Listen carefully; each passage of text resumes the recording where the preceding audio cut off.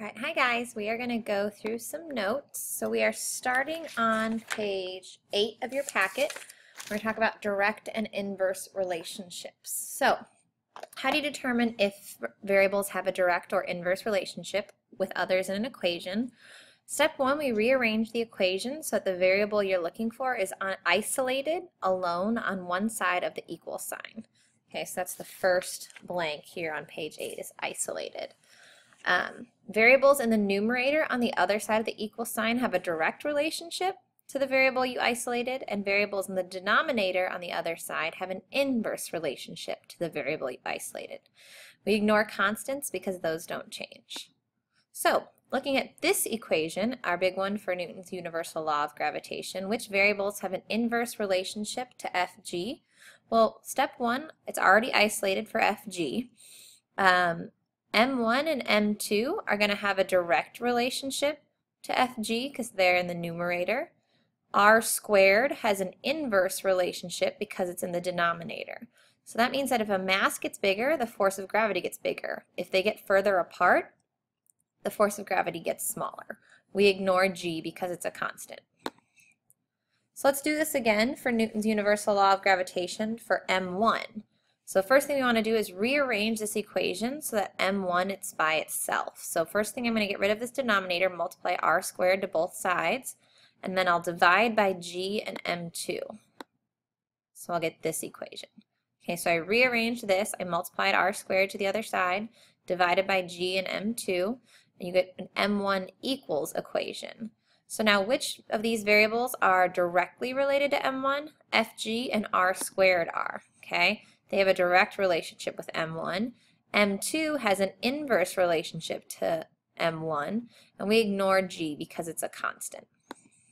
We could do the same thing for R. So we'd have to get R by itself, so I would multiply R squared to both sides, and then divide the Fg over.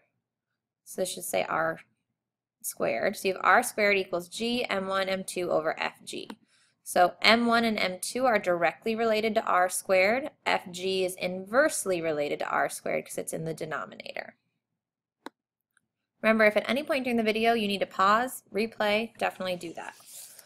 All right, we're actually going to skip on page 9. I don't want to go through this chart and these questions. We're going to pick up down here with number 7. So number 7 says, predict what would happen to the force if the distance tripled. Is that where we want to be? Yeah. We'll go through these. Predict what would happen to force if distance tripled. So I'm going to think of my equation, this one right here, our big Fg. So what would happen to force if I triple this distance? Well, I would get that in the denominator, so the force would go down, and it would go down 1/9 of the size because it's 3 squared. Okay?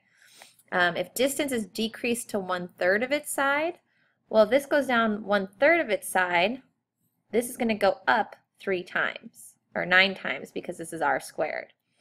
If the distance doubles and one of the mass doubles, we'd have a double the mass on top and a quadruple the mass on the bottom because of that squared.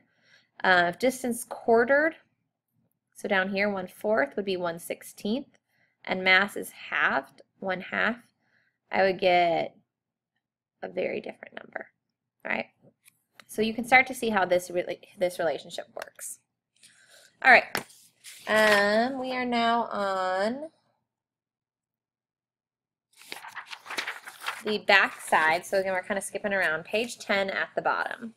So page 10 says, by what factor does Fg change if we quadruple M1 and keep distance constant?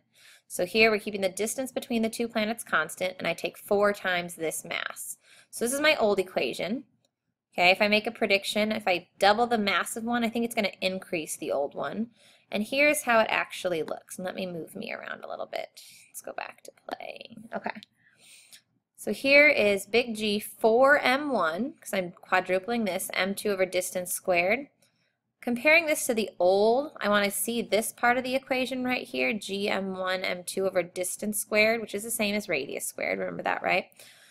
So if I need to, I'm going to pull this 4 out front and put this whole thing in parentheses, because this, in parentheses, is just my old weight, the old Fg.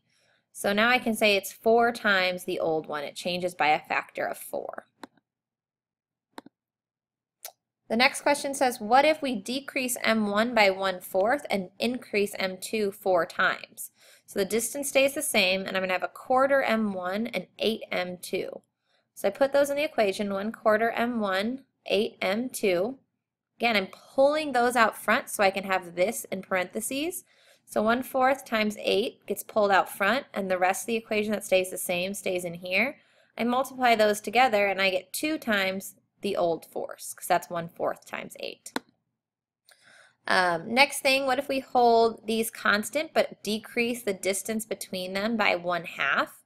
So again, write the old equation, and then we're going to plug in the number. So half the distance is the new change, but we square that. So m1, m2 over the distance squared, that's 1/2 squared is 1/4. We pull that out front, just like we did before. A fraction in the denominator is the same as multiplying by 4, right? If I divide by 1/4, it's the same as multiplying by 4, so I get a 4 out front. So it's 4 times the original force. And that's another way you can look at that is, okay, these are the same size planets. I brought them twice as close together, so that force should increase, and it's going to go up by 4. I'm not going to do this. I don't like these. All right.